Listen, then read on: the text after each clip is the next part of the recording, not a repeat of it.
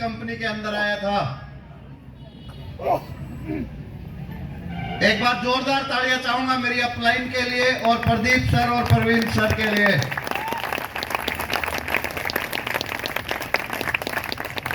आपकी इन तालियों के लिए हमारी 7 पीढ़ियां आभारी रहेंगी।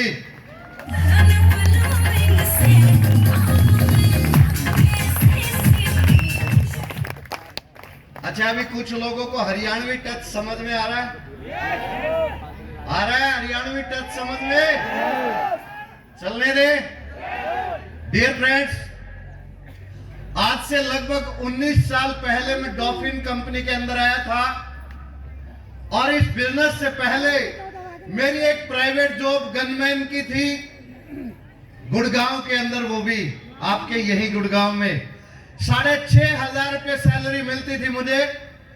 वो भी बहुत बढ़िया थी क्योंकि उससे मेरे परिवार का गुजारा चलता था, मेरे परिवार की जरूरतें पूरा होती थी। आप भी अपनी लाइफ में कुछ ना कुछ कर रहे होंगे। Hello, yes. अच्छा, बाकी बेले हैं क्या? आप भी कुछ ना कुछ कर रहे होंगे। यस। मैं भी कर रहा था, अपनी सोच के अनुसार बेहतर से बेहतर कर रहा था। बट डियर फ्रेंड्स, जब मैं 6,500 की नौकरी करता था, मेरे परिवार का गुजारा बड़ी मुश्किल से चलता था, परिवार की जरूरतें बड़ी मुश्किल से पूरा कर पा रहा था। बट डियर फ्रेंड्स, मेरा भी ड्रीम था, मेरा बचपन का एक सपना था कि मैं गाड़ियों में घूमता रहूं और काम कुछ भी ना करना पड़े और 1 लाख रुपया कहीं से मुझे मिलता रहे। Hello, yes. मुझे लोग कुछ कंफ्यूज नजर आ रहे हैं। मैं नीचे जाऊं भाई, संभाल के रखना, यहां से हिलना मत।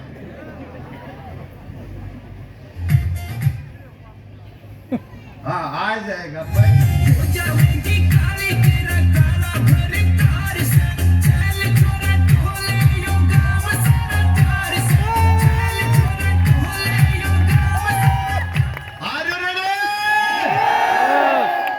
बड़ी ना बात। अच्छा, मुझे 6,500 रुपये सैलरी मिलती थी, वो भी बहुत बढ़िया थी क्योंकि उससे मेरे परिवार की जरूरतें पूरा होती थी। मेरे परिवार के खाने पीने की जरूरतें मैं बड़ी मुश्किल से पूरा कर पा रहा था। बट डियर फ्रेंड्स, हाँ, मेरा एक सपना था, मैं गाड़ियों में घूमता रहूं, काम कुछ भी ना करना पड़े और मुझे 1 लाख रुपये महीना मिलता रहे।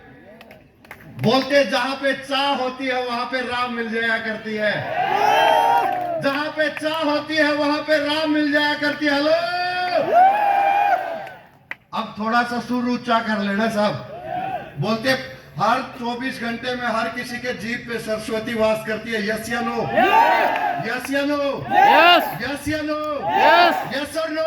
यस। सरस्वती वास करती है और पता नहीं कब जिंदगी में आप पॉजिटिव बोले और आपकी सरस्वती आपको बोल दे तथास्तु। हेलो, यस या नो? यस। अरे बाहर की दुनिया में हर जगह लोग बोलते हैं, हाय फटीचर हालात है, मरे पड़े, काम नहीं चल रहा, धंधा नहीं चल रहा। और डीटीएम में क्या बोल रहे? बल्ले बल्ले। हेलो, डीटीएम में क्या बोल रहे सुबह से? बल्ले बल्ले। अरे मजे हो रहे। जितने भी सीनियर आए सभी ने बताया कि नहीं बताया?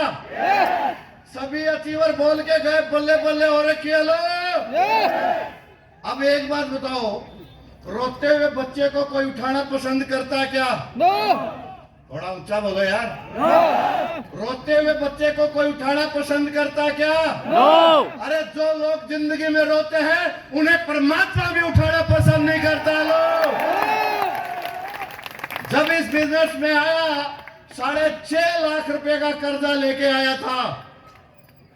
हेलो, 6.5 लाख रुपए का कर्जा लेके आया था इस बिजनेस में। अरे अपना मकान नहीं था, कोई पहचान नहीं थी और घर वाले बोलते थे कि नकारा, निकम्मा, नालायक, पता नहीं हमारे घर में कहां से पैदा हो गया। हेलो, मुझे निकम्मा बोलते थे। हेलो, मेरे चाचा जी मुझे साइंस पढ़ाया करते थे, वो मुझे नालायक बोलते थे।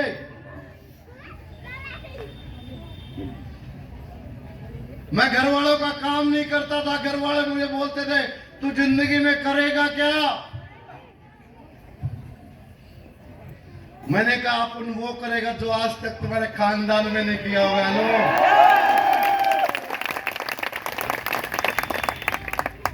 मेरी माँ मुझे बोलती थी निकम्मे तू जिंदगी में कुछ भी नहीं कर पाएगा, तो तेरे बस का ही कुछ नहीं है। मेरे टीचरों ने खूब पिटाई पिटोई कर करा के 10वीं क्लास तक गया। हेलो, पढ़ना बुरी बात नहीं है, पढ़ना बुरी बात नहीं है। अरे पढ़े लिखे होके बेरोजगार रहना बहुत बुरी बात है।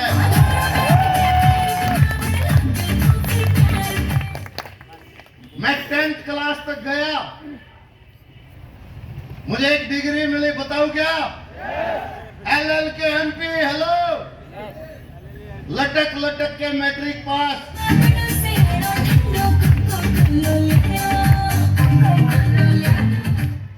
जब 10वीं क्लास के बाद साहब, उससे पहले भी मैंने बहुत सारे काम किए। बहुत सारे काम इसलिए किए क्योंकि मैं जिंदगी में कामयाब होना चाहता था। हम 3 ब्रदर हैं। मैं एक किसान फैमिली से बिलोंग करता हूं। मेरे से 2 बड़े मेरे भाई हैं। मेरे से बड़ा BA पास है, उनसे बड़ा +2 पास है। और आश्चर्य की बात देखिएगा, जो BA पास है वो बेरोजगार है, जो +2 पास है वो किराने की दुकान चलाता है, और जो 10वीं फेल है वो DTM चलाता है।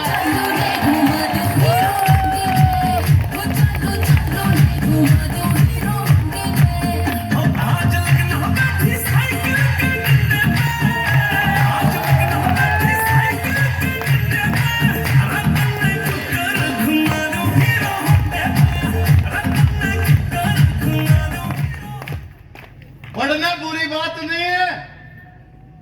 एक गया बाबा जी के पास, बोलता बाबा जी मैं BA पास हूं, बेरोजगार हूं।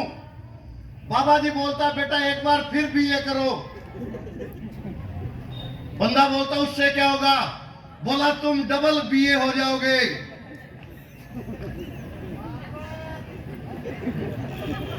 समझ नहीं आया? समझ नहीं आया क्या? बाबा जी बोलते तुम भी बाबा हो जाओगे।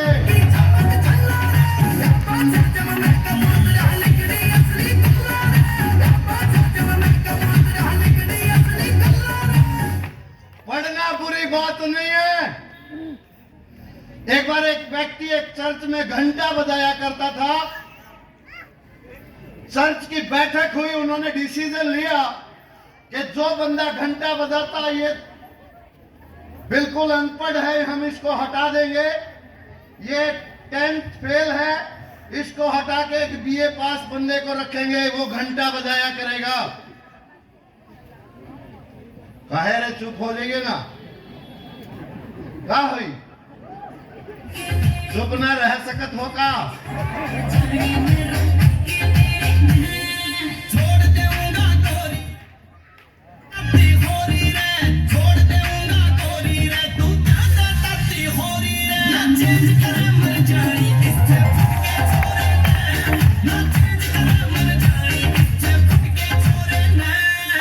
कहानी सुना रहा था मैं। एक व्यक्ति था जो अनपढ़ था, चर्च के अंदर घंटा बजाया करता था।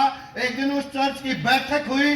बैठक में यह फैसला लिया गया कि आज के बाद इस चर्च में जो घंटा बजाएगा वो BA पास बजाएगा। उस बंदे को निकाल दिया गया और BA पास को रख लिया गया।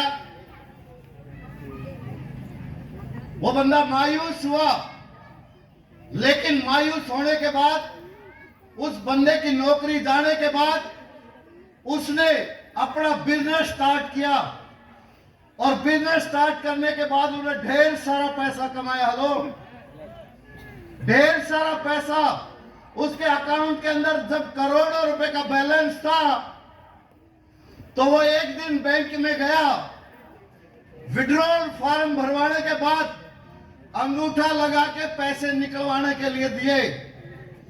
जब उस बैंक के मैनेजर ने उनका अकाउंट पैसे देने के बाद बैलेंस चेक किया तो वो मैनेजर उस व्यक्ति को बोलता है कि साहब आप अनपढ़ हैं, अंगूठा पैसा लगा के पैसा निकलवाते हैं, आपके अकाउंट में करोड़ों रुपए का बैलेंस है, अगर आप पढ़ जाते तो क्या करते?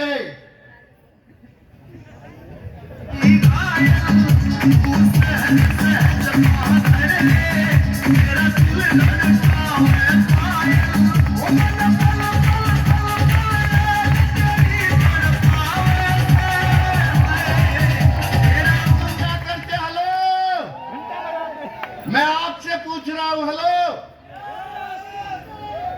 संजीव भाई आया कम पढ़ा लिखा है, कितने पढ़े हो भाई? ये 10वीं पास है, ये 10वीं फेल है। हेलो, अगर हम भी बीए कर जाते तो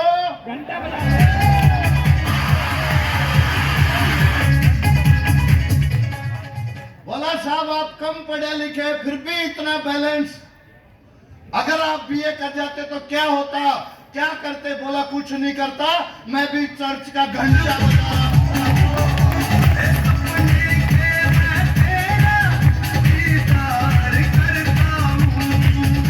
पूछोगे क्यों? ऊंची आवाज में पूछोगे क्यों? क्योंकि डियर फ्रेंड्स, ये बिजनेस हम पढ़े लिखे लोगों को बताते हैं तब वो लोग इस बिजनेस को देखते हैं, वो शक करते इस बिजनेस पे, और वो हर समय एक ही चीज सोचते, करूं करो करो या ना करो, करो या ना करो, इसी में फंस के रह जाते हैं। अगर एक इंजीनियर को बुला के बोल दो कि यहाँ पे 10 फुट का खड्डा खोदना है तो साहब वो पहले पैमाइश करेगा, यस या नो, फिर उसकी डेप्थ नापेगा, फिर वो फावड़ा लेके आएगा, 3 दिन तो इसी में निकाल देगा। अगर एक अनपढ़ को बोल दिया जाए तो कस्सी उठाएगा, खड्डा खोद के दिखाएगा और पानी निकाल के दिखाएगा।